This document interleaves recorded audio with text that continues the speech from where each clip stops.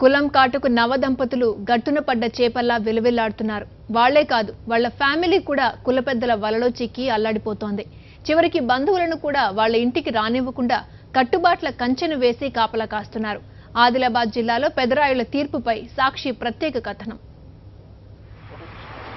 ముచ్చట గొలుపుతున్న ఈ కొత్త జంట పేర్లు నరేందర్, విజయ. ఆదిలాబాద్ జిల్లా భైంసా మండలం దెగాం. డిగ్రీ చదివి ప్రైవేటు ఉద్యోగం చేస్తున్న నరేందర్ బంధువుల అమ్మాయి విజయను ఏడాది క్రితం పెళ్లి ఘనంగా చేసుకున్నారు. బంధువులు, కుల పెద్దల సమక్షంలో మనువాడాడు. మాది మార్చి 16, 2015 మ్యారేజ్ అండి మాది. అయినప్పుడు మా మిస్సెస్ని చూడడానికి వెళ్ళినప్పుడు అందరినీ మా కులం వాళ్ళందరినీ తీసుకెళ్ళినాం.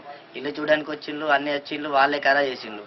అన్ని మాట్లాడిన తర్వాత ఎంగేజ్మెంట్ కూడా చేసినప్పుడు వచ్చిండ్రు అందరూ. తర్వాత పెళ్లి కూడా వచ్చిండ్రు. పెళ్లి జరిగిన కొద్ది రోజుల తరువాత అమ్మాయి కులం మీద అనుమానం వచ్చింది.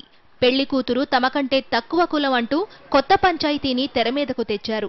పెళ్లి కూతురుది కూడా మన కులమే అని చెప్పినా కుల పెద్దలు మాత్రం పట్టించుకోవడం లేదని పెళ్లి కుమారుడు ఆవేదన చెందుతున్నాడు. అమ్మాయి కులం తాలూకు పేపర్లు చూపించినా డబ్బులిస్తే బోలెడు సర్టిఫికెట్లు మార్కెట్లో దొరుకుతాయంటూ కామెంట్స్ చేస్తున్నారన్నారు నరేందర్.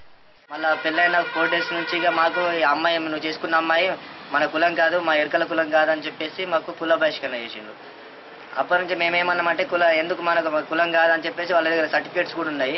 అవి వచ్చి చూపిస్తే అలాంటి సర్టిఫికేట్స్ ఎంఆర్ ఆఫీస్ నుంచి లంచాలు పడేసి ఎన్నని ఇస్తారు, అవన్నీ ఎన్నైనా తీసుకురావచ్చు అని చెప్పేసి మా పెద్ద మనుషులు ఇట్లా ఈ రకంగా మాట్లాడుతున్నారు. పెళ్లి కూతురుపై తక్కువ కులం ముద్ర వేసిన పెద్దరాయుళ్లు నరేందర్ వాళ్ల ఫ్యామిలీని వెలివేస్తున్నట్లు స్టేట్మెంట్ ఇచ్చారు.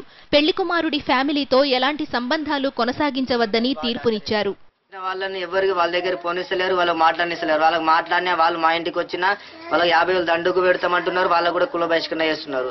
ఆ భయంకు ఎవరు మాకు మాట్లాడతలేరు, మాకు ఏ పండుగలు చేసిన వస్తలేరు, మమ్మల్ని ఎవరికి ఏమిటికి పిలుస్తలేరు.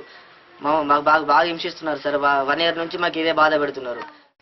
కుల కట్టుబాట్లు కాదన్న వారిని కూడా కుల బహిష్కరణ శిక్ష విధిస్తామనే హెచ్చరికలతో బంధువులు కూడా అటువైపు చూడాలంటే వణికిపోతున్నారు. అమ్మాయికి విడాకులిస్తేనే కులంలో కలుపుకుంటామని చెబుతున్నారన్నారు. మీ కోడల్ని విడాకులు ఇయ్యండి అన్నారు. విడాకులు నేను ఏం తప్పు చేసిందని ఇయ్యాలా సార్ అని నేనన్నా. అనేవరకే లేదు ఇచ్చేయాలన్నమాట. ఇచ్చేయాలంటే మరి నేను వాళ్ళకి ఏం చెప్పి ఇవ్వాలా? ఏ పిల్ల ఏం తప్పు చేసింది, 15 రోజులు కాదు పెళ్ళి, నేనేమని విడాకులు ఇవ్వాలంటే వాళ్ళు ఏమన్నారు, అద్దు మీకు మన కులం కాదు ఇచ్చేయాలంటే మన కులమేమని మేమన్నాము. మరోవైపు తాము చెప్పినంత డబ్బులు చెల్లిస్తే కుల బహిష్కరణను ఉపసంహరిస్తామంటూ పెద్దరాయుళ్లు చెప్పుకొచ్చారట. డబ్బులిచ్చి మా కులానికి మేమే కుల పెద్దల సర్టిఫికెట్లు తీసుకోవాల్సి వస్తుందని ఆవేదన చెందుతున్నారు. అంటే మాకు ఇన్ని డబ్బులు ఇవ్వండి, అన్ని డబ్బులు ఇవ్వండి, మీకు కులం ఇస్తాం, మీ కులంలో తీసుకుంటాము.